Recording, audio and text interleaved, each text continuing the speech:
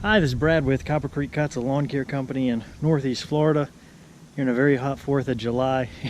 And this yard is one that I take care of. Actually, so is the one right next to it. And I edge for those guys, edge and blow. They do everything else. Anyways, we're here to do an irrigation repair. This sprinkler here is cracked down there. And I can't get access to the water to turn it on, or I'd show you, but basically it just spews out of the side. You can still run the system, but you're definitely losing water through there. You can also see one here. These things are usually only in landscape beds because of the fact that, you know, mowers bump into them, string trimmers bump into them. This originally was going to be part of another job that I bid where I was doing tree trimming for the customer and adjustment of a couple irrigation heads that weren't right, so that was all bundled.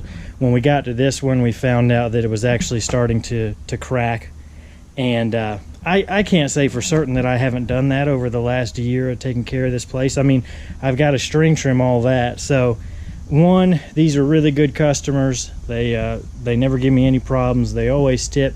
And two, I can't say that, you know, me string trimming over the year hasn't done that, caused that issue. So this is something that, you know, it's not going to be any more money than the bundle job I already quoted them. We're just going to take care of it for them.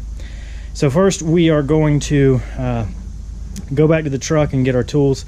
We're going to replace this with an in-ground sprinkler so we won't have this problem anymore. And I'll also get to show you the new deck system that I've installed in the work truck, and is really awesome because now I can bring my irrigation stuff with me. So first of all, my tailgate would not close with that jack. It was too high. So I just ended up moving it down. There's another plate on the underside, and coated this as a reminder, hey, it has to be back here or else this thing will hit it. So now I can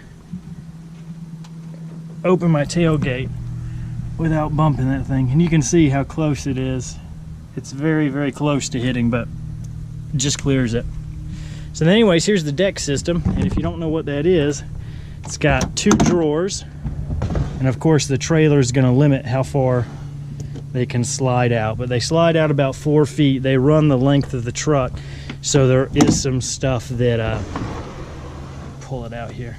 So basically you can see how that thing is halfway in. There's another one behind that. So stuff in the very back you'll have to move, but this is perfect because it lets me bring all my irrigation supplies with me, which I couldn't do before. And it's warm, but it's not boiling or anything. So anyways, first we're going to get our tools and prep that sprinkler area.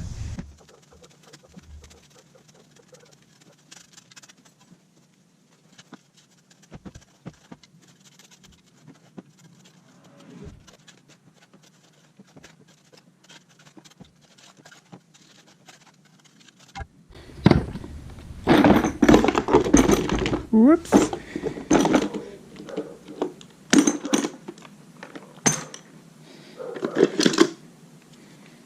And first, before we cut this, we're going to make sure we've got the fittings we need, because you don't want to cut something and then realize you don't have what you need. Don't ask me how I know. Yes, I have done that before. All right, I think this box is my fittings. Ugh.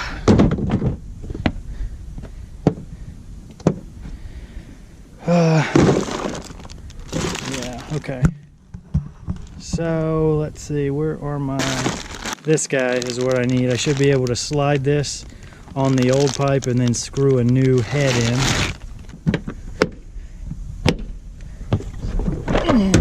And then our other deck box is hiding back here.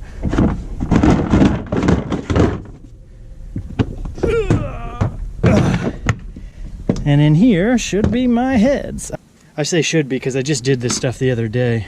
I'm not 100% sure where everything is. This 2-inch I think is going to be a little bit too short. This is a 2.5-inch pop-up spray head.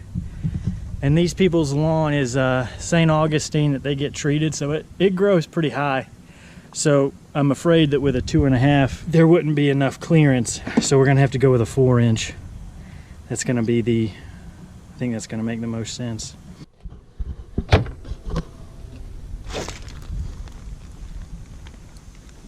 And then again, just because I've made so many mistakes, I always like to be better safe than sorry. So we're going to take the top of this off, and we're going to make sure that fitting that I wanted to use actually works.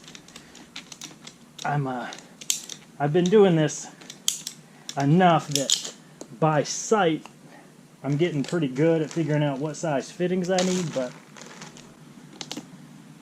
yep, that's getting on there. It's tough because I think I cut it weird, but that'll do it. So now we're going to cut it below the crack so that we can put our 4-inch head in.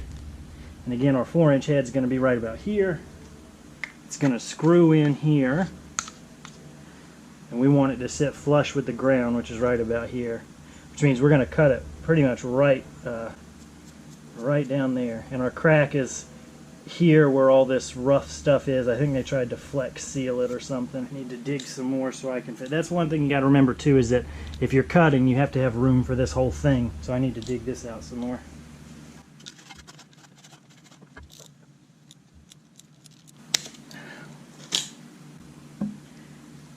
Right here is where that crack was. And again, I mean, that's right at ground level, so who's to say I didn't do that with a string trimmer, you know? Get our primer and glue ready. I usually can't open these either unless I use this tool.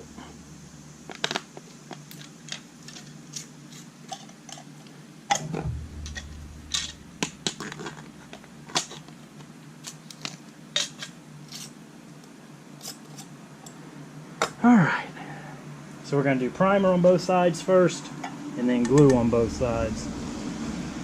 Knock out some of this dirt first.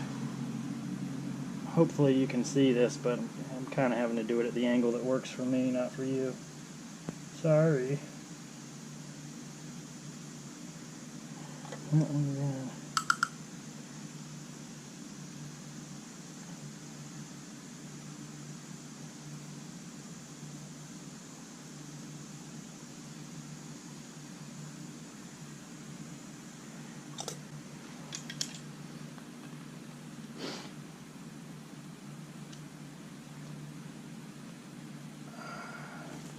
Now we'll just hold it so it doesn't back out on itself. And then again, this guy should sit right at a little lower than ground level when we're done. So there we go. There is our new coupler, which we've glued into the old pipe below the crack, and we've got this guy on, which we'll cover up with dirt, and then hopefully we won't run into this issue again. We'll come back at a later time and adjust it because I don't have a way to turn the water on and the homeowners aren't here.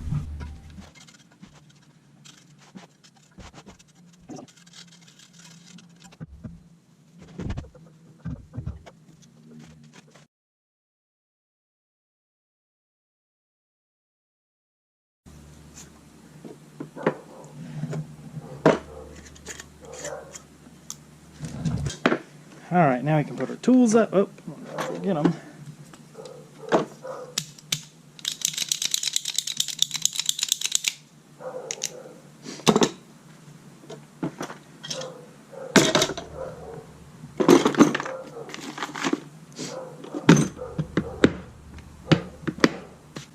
Alright, and aside from packing up, that's it. If you've got any questions, make sure and leave them below.